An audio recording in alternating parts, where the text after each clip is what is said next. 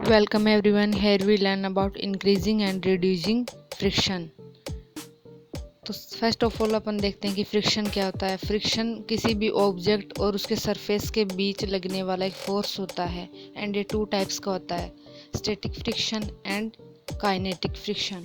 अब यहाँ एक प्लेन सरफेस पे बैटरी को मूव करवा रहे हैं तो प्लेन सरफेस पे तो बैटरी आसानी से मूव हो जाती है दूर तक, लेकिन अगर वहीं अपन कोई टावल रख दे तो उसके ऊपर वो बैटरी ज़्यादा दूर तक मूव नहीं कर पाती। एंड अगर सैंड रख दे, बिछा दे उस सरफेस पे, तो सैंड के ऊपर वो जो सेल है वो दूर तक मूव नहीं कर पाता। तो सबसे पहले प्लेन जो सरफेस है उस पे वो सेल ज़्यादा दूर तक मूव करता है एंड जो टावल वाला सरफेस था उस पे उससे थोड़ी कम दूरी पे मूव करता है। तो किसी भी ऑब्जेक्ट का मूवमेंट उसके फ्रिक्शनल फोर्स पे डिपेंड करता है और फ्रिक्शन करता है। किसी भी ऑब्जेक्ट को जब हम मूव करवाते हैं तो उस पे जो फोर्स वर्क करता है उसको ही हम फ्रिक्शन फोर्स कहते हैं। एंड ये फ्रिक्शन फोर्स होता है ये उस चीज़ की सरफेस पे डिपेंड करता है, ना कि उसकी शेप एंड साइज पे। अब स्मूदर सरफेस होते हैं उनमें एक्सर्ट लेस रेजिस्टेंस होता है, तो ज़्यादा दूर तक वो कोई भी ऑब्जेक्ट उसमें मूव करता है। लेकिन वहीं उसके कंपैरिजन में अपन देखें तो अदर जो सरफेस है यानी कि जो रफ सरफेस है वहाँ पर जो रेजिस्टेंस है वो उसका लेवल कम होता है। अब फ्रिक्शन क्या होता है? Friction is affected by the, अब यहाँ पर इंक्रीजिंग एंड रिड्यूसिंग फ्रिक्शन अपने को दिखाया गया है। हैवी वेट को मूव करवाने में अपने को ज़्यादा फोर्स लगाना पड़ता है क्योंकि उसका जो फ्रिक्शन है, फ्रिक्शनल फोर्स है वो ज़्यादा होता है, इसलिए उसके अपोजिट मोशन है, मूवमेंट है, वो अपने को ज़्यादा करना पड़ता है क्योंकि फ्रिक्शन एंड मोशन एक दूसरे के अपोजिट वर्क करते हैं। Friction is affected by the speed of the moving object, ये किसी भी मूविंग ऑब्जेक्ट की स्पीड से अफेक्टेड होता है। यानी हम जितना फोर्स लगा के किसी भी चीज़ को मूव करवाते हैं, फ्रिक्शनल फोर्स भी उसी स्पीड में वर्क करता है। ये किसी भी सरफेस और ऑब्जेक्ट के बीच लगने वाला फोर्स होता है। अब इसके एडवांटेजेस एंड डिसएडवांटेजेस क्या हैं हम उसके बारे में देखेंगे। फ्रिक्शनल फोर्स के एडवांटेजेस भी होते हैं। अब देखो, frictional force between two object result in the production of heat. किसी भी टू थिंग्स के बीच अपन फ्रिक्शन फोर्स का यूज करें तो हीट प्रोड्यूस होती है, जैसे कि मैच स्टिक। हाथों को मूव करने में, हाथों को रब करने में भी एक फ्रिक्शनल फोर्स निकलता है।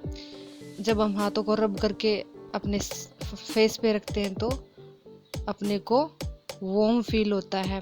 हीट प्रोड्यूस भी होती है इससे, फ्रिक्शन से ही होती है हीट प्रोड्यूस भी। एंड जो एनर्जी का वेस्टेज है वो उसमें बहुत ज़्यादा होता है क्योंकि जो हीट प्रोड्यूस होगी तो एनर्जी भी उसमें ज़्यादा लगेगी। जैसे कि जो हमारी मशीन्स होती हैं, मिक्सर्स होते हैं, कार्स होती हैं, उनमें एनर्जी का वेस्टेज भी बहुत ज़्यादा। शू सरफेस का एरिया होता है वो भी रब होता है। अब जो मशीन्स हैं एंड जो मिक्सर्स, कार्स वगैरह है, इनमें फ्रिक्शनल फोर्स वर्क करता है। जब हम किसी सरफेस पे विदाउट फ्रिक्शन के चलते हैं तो हम स्लिप हो जाते हैं क्योंकि फ्रिक्शन का होना ज़रूरी होता है हमारे मूव करने के लिए। जैसे कि वॉकिंग, राइटिंग, ग्रिपिंग ऑब्जेक्ट, इन सभी एक्टिविटीज़ में फ्रिक्शनल फोर्स का होना रिक्वायर होता है, ये नेसेसरी होता है। अब जो मूविंग ऑब्जेक्ट होते हैं उनके जो मोशन होता है उसको कंट्रोल करने के लिए भी फ्रिक्शनल फोर्स का होना ज़रूरी होता है। विदाउट फ्रिक्शन के वो मूव नहीं कर एरिया है एंड जो व्हील्स होते हैं उन शूज़ के सरफेस पे भी फ्रिक्शनल फोर्स वर्क करता है। अब ways to reduce friction, friction को रिड्यूस करने के क्या क्या तरीके हैं?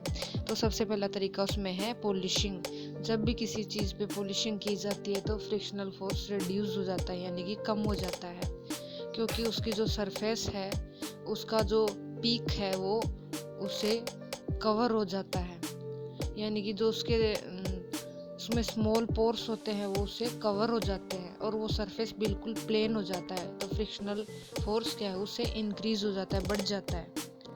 इसीलिए प्लेन सरफेस पे जब हम किसी सेल को मूव कराते हैं तो दूर तक मूव करता है। अब वेज टू रिड्यूस फ्रिक्शन क्या है? लुब्रिकेशन सबसे पहला इसका तरीका है। लुब्रिकेंट्स क्या होते हैं? ऑयल, ग्रीस, ग्रेफाइट, ये सभी लुब्रिकेंट्स होते हैं, यानी कि फ्रिक्शनल फोर्स को कम कर देते हैं और कोई भी चीज़ उससे ख़राब नहीं होती जल्दी से, क्योंकि फ्रिक्शनल फोर्स जितना ज़्यादा होगा उससे मशीनों के ख़राब होने के चांसेस ज़्यादा हो जाते हैं। लेकिन ये लुब्रिकेंट्स होते हैं, ये इजीली मशीनों को ख़राब नहीं होने देते, क्योंकि जब मशीन्स के टू पार्ट्स आपस में फ्रिक्शन फोर्स में वर्क करते हैं, यानी कि आपस में जब वो टकराते हैं, तो क्या होता है उनमें उन पार्ट्स के ख़राब होने के चांसेस ज़्यादा होते हैं। लेकिन लुब्रिकेंट्स का यूज़ करके उनके फ्रिक्शनल फोर्स को कम कर दिया जाता है। अब ways to reduce friction, use of wheels, ball bearings, इन सभी का यूज़ करके हम फ्रिक्शनल फोर्स को रिड्यूस कर सकते हैं। जैसे ट्रेवलिंग बैग्स में हम अपन जो है व्हील्स हैं उनका यूज़ करते हैं, एंड चेयर्स में यूज़ करते हैं, एंड जो अदर चीज़ें होती हैं उनमें भी हम व्हील्स का यूज़ करके फ्रिक्शनल फोर्स को कम कर सकते हैं। बॉल बियरिंग्स का यूज़ बाइसिकल्स में मोस्ट है। फिर ways to increase friction, increase कैसे किया जा सकता है फ्रिक्शनल फोर्स को? अब जो माउंटेनियर्स होते हैं एंड जो एथलीट्स होते हैं, वो फ्रिक्शनल फोर्स को इंक्रीज करने के लिए ग्रूड सोल्स का यूज़ करते हैं, एंड ग्रूड टायर्स का यूज़ भी इसीलिए किया जा सकता है। Athletes and mountaineers spikes use करते हैं, प्ले